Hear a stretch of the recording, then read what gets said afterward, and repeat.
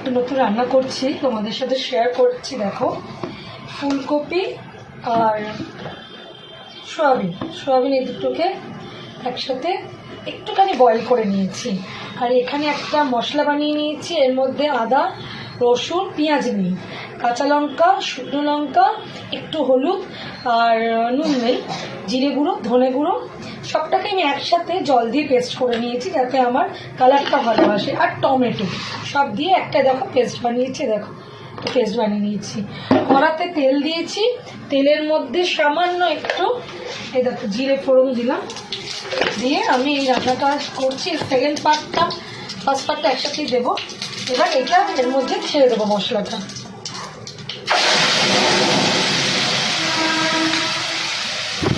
মশলাটা দিলাম, দিয়ে একটু কষি, দিয়ে তারপর আমি দেখাচ্ছি রান্নাটা ফুল কীভাবে হয়। দেখো মশলাটা কষা হয়ে গেছে, কালারটা দেখো কি সুন্দর এসছে, মশলাটা কষা হয়ে গেছে। এবার এর মধ্যে মশলাটা কষা যখন তেল ছেড়ে দিচ্ছি, আমি এগুলো দিয়ে মিশিয়ে নিচ্ছি। হ্যাঁ, মিশিয়ে নিয়ে মশলাটা হয়ে গেছে। আমি দেখো একদম এইটুকু মশলা দেওয়া জল দেবো, বেশি জল দেবো না, কারণ রাত্রে রুটি দিয়ে খাওয়ার খুব ভালো লাগবে কষা কষা। একটু ঘরে তৈরি করা গরম মশলা দিলাম, ঝোলটা হয়ে এসছে। টাইম থেকে ধনে পাতা